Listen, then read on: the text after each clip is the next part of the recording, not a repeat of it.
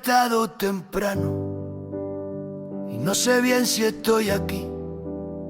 Hay días en que el alma pesa y otros en que me pesa no sentir.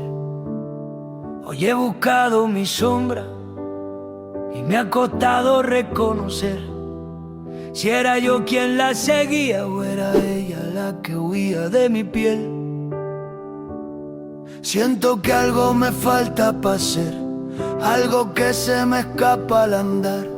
Y mientras el mundo sigue girando, yo me empiezo a desdibujar. No he querido desayunar ni ayer ni quizá después.